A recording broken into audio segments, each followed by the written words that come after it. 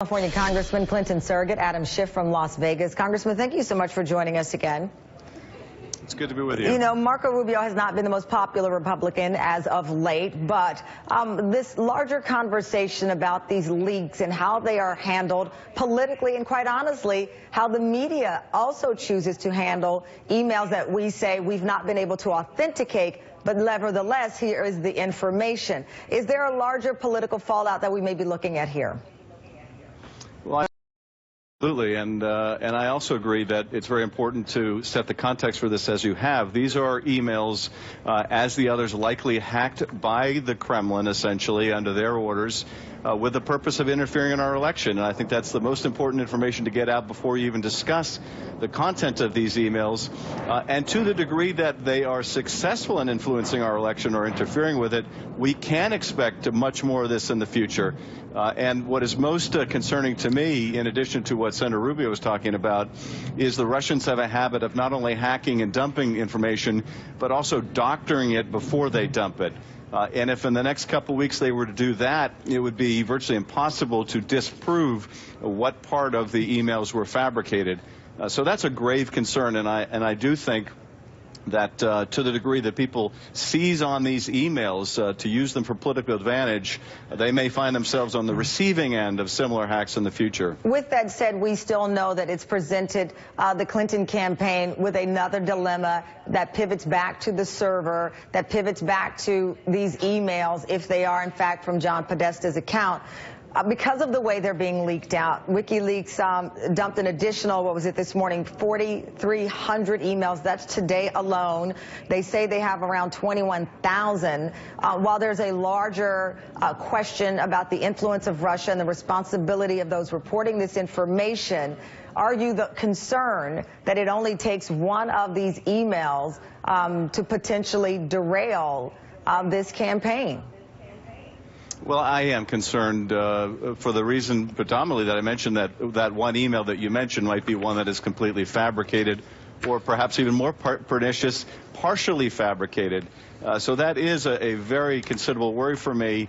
I will say this, and I think this has been a benefit to the Clinton campaign, the sheer volume of this day after day, gleefully dumped by Julian Assange and WikiLeaks, which are sort of acting at the behest of the Russians, has now become so numerous and overwhelming. It really has just become part of the background noise of the campaign.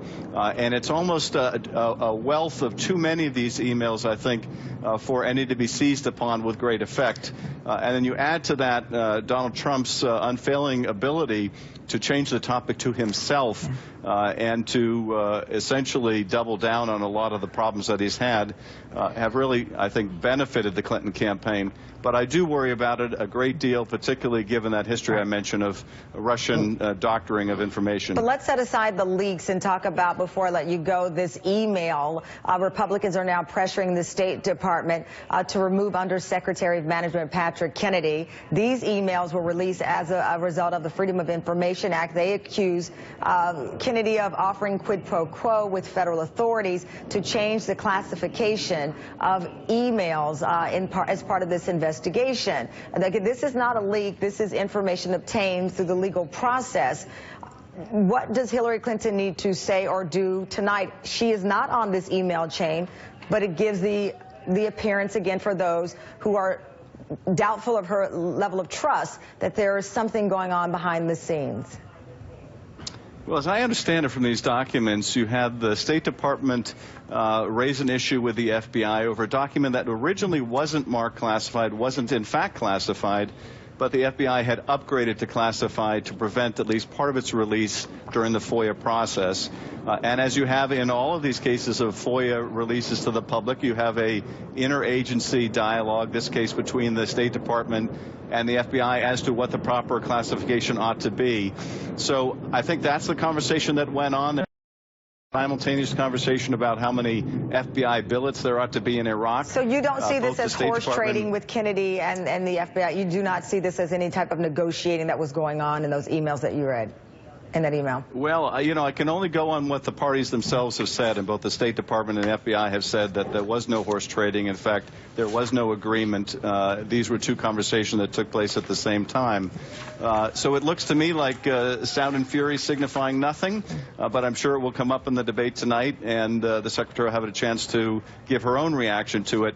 But honestly, looking at the documents themselves and hearing what State and FBI have said about it, there doesn't appear to be a lot of there. Congressman Adam Schiff, thank you so much. We greatly appreciate you joining me.